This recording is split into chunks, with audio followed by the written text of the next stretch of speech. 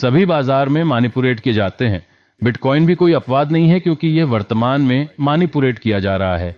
सुप्रभात, शुभ संध्या, शुभ दोपहर, जहां भी आप हो, जब भी आप हो, मेरे वीडियो देखने के लिए धन्यवाद। मेरा नाम डाविंची जेरेमी है। मैं यहाँ तुर्की इस्तांबुल में पाइप 5x5 चला रहा हूँ। मैं यहाँ से सचमुच आनंद ले रहा हूँ। ये मेरा आज का दिन है। कॉन्फ्रेंस से कॉन्फ्रेंस समाप्त हो गई है। इस्तांबुल ब्लॉकचेन सप्ताह की कॉन्फ्रेंस बहुत अच्छी थी। 2 बिट के लिए मुझे यहाँ बुलाने के लिए धन्यवाद। और आपको बताना चाहता हूँ कि इस ब्लॉकचेन सप्ताह की कॉन्फ्रेंस में उनके कार्यक्रम का हिस्सा होने के लिए बहुत अच्छा लगा। यहाँ होना बहुत अच्छा था।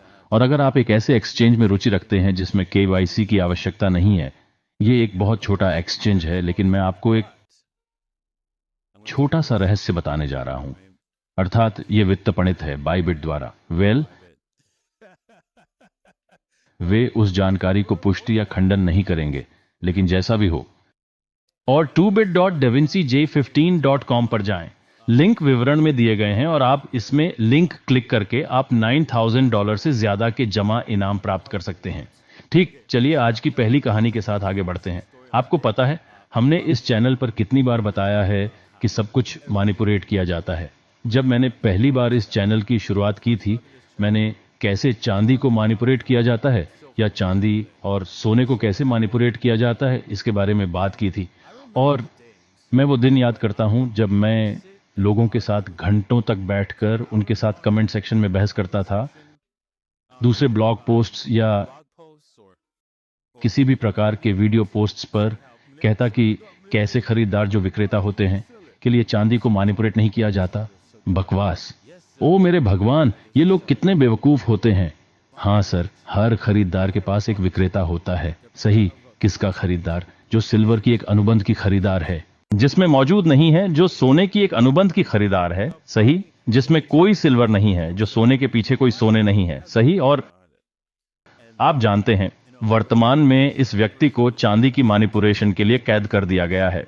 इसलिए यह केवल कमोडिटीज एक्सचेंज के साथ ही मैनिपुलेट होता है, बल्कि यह व्यापारिकों के साथ सीधे मैनिपुलेट भी होता है। और आप अपने टॉप डॉलर पर शर्त लगा सकते हैं कि यह बिटकॉइन के साथ भी हो रहा है। आप जानते हैं स्पॉट बिटकॉइन ETF की SEC स्वीकृति की संभावना 50% से ज्यादा है, मैराथन डिजिटल CEO के अनुसार।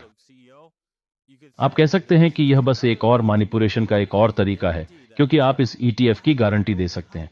मेरे पास कोई चांदी नहीं है, कोई भी नहीं, जीरो सील्ज। यदि आप मेरे साथ मध्यकालीन राजवंशों का खेल खेलने में रुचि रखते हैं, तो मैं धड़ से मार रहा हूं, नंबर्स ले रहा हूं। आप खेल में शामिल हो जाते हैं और स्टैट्स देख सकते हैं। ओ मेरे भगवान, फिर सिल्वर सही मैनिपुलेट हो रही है। और आप देख सकते हैं कि यहां जमीन पर कितनी चांदी है और कितने सोने और क्रिप्टोकरेंसीज, सैन्य खर्च, संयुक्त राज्यों की घातक बजट, सिक्के और बैंक नोट्स। इसे देखें। इन सभी नंबरों को तुलना करते समय आप देख सकते हैं कि यह बकवास है। यहां सोने की कितनी जमीन पर चांदी है, जबकि सोने और क्रिप्टोकरेंसीज की कितनी है, सैन्य खर्च, संयुक्त राज्यों की घातक बजट, सिक्के और बैंक नोट्स। देखें, इन सभी नंबरों की तुलना करते समय आप देख सकते हैं कि यह बकवास है। चांदी इतनी सस्ती क्यों है? लेकिन हाँ, यह हमारे वर्तमान वित्तीय प्रणाली में चल रहे एक घोटाले की कहानी है। और यही कारण है कि चांदी इतनी सस्ती क्यों है, क्योंकि वास्तव में जब आप वास्तव में कुछ सोना खरीदते हैं तो बैंक सोना नहीं रखते। तो यदि आप जाते हैं और एक सोने का प्रमाण पत्र खरीदते हैं तो उनके पास कोई सोना नहीं होता। तो यहाँ एक दिलचस्प खबर है जिस पर मैं बात करना चाहता हूँ, मैं इस पर विचार करना चाहता हूँ। यह है कि यह फ्रेंड टेक एक दिन में 1 मिलियन से भी ज्यादा की फीस उत्पन्न करता है यूनिस्वैप और बिटकॉइन नेटवर्क में। आप जानना चाहते हैं कि यह कितना पागलपन है, क्योंकि प्रत्येक सामाजिक नेटवर्क के पास सामाजिक नेटवर्क पर लोग होते हैं जिन्हें शुल्क उत्पन्न करने के लिए होना चाहिए। तो वे यह कैसे करते हैं? उन्होंने एक सामाजिक नेटवर्क पर लोगों की बड़ी संख्या को कैसे प्राप्त किया जो इतनी फीस उत्पन्न कर सकते हैं? इसे मैंने देखना है, मुझे इसके बारे में जानना है।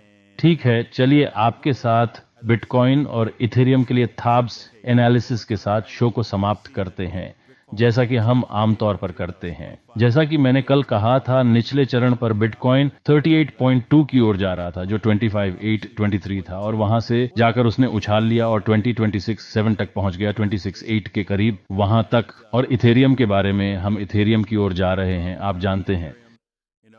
यह उसके साथ आगे बढ़ने तक साइडवेज जा रहा है और यह जारी रहेगा जब तक हम ईएमए रिबन के साथ नहीं पहुंच जाते। और फिर हम संभवतः एक और डंप देखेंगे इथेरियम के साथ, दुर्भाग्यवश दैनिक ईएमए रिबन पर। यह शायद समय लगेगा, यह आगे बढ़ने की कोशिश कर रहा है। चलिए 4 घंटे की ओर देखते हैं और तय करें कि यह कहां जा रहा है। ठीक है, यहां थोड़ी धीमी इंटरनेट है, वहां हम जाएं और आप देख सकते हैं कि हम थोड़ी देर के लिए साइडवेज जा रहे हैं और वर्तमान में 4 घंटे के लिए ये ईएमए रेवेन्यू के ऊपर बढ़ने की कोशिश कर रहा है, लेकिन ये नहीं हो रहा है। ये गिर जाएगा और हम मर जाएंगे। अब हमें इन नीचे दिए गए लोअर्स की पुनरावलोकन की आवश्यकता है, यहां इथेरियम पर और बिटकॉइन पर भी। देखिए जानिए, ये एक शॉर्ट के लिए एक अवसर हो सकता है क्योंकि हमने पंप किया है और दोनों ये एसेट्स और डोमिनेंस पर एक नजर डालें। डोमिनेंस दिखा रहा है,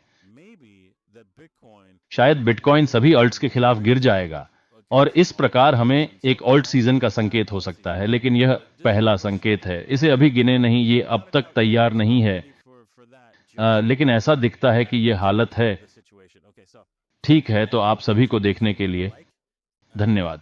सुनिश्चित करें कि आप लाइक बटन पर क्लिक करते हैं, सब्सक्राइब बेल बटन पर क्लिक करें। और मैं कल एक यात्रा पर जा रहा हूं, तो मैं कल वीडियो नहीं बनाऊंगा। मैं कोशिश करूंगा, लेकिन मुझे लगता है कि मैं नहीं करूंगा, लेकिन अगर करता हूं तो मैं आपसे कल मिलूंगा। चीयर्स।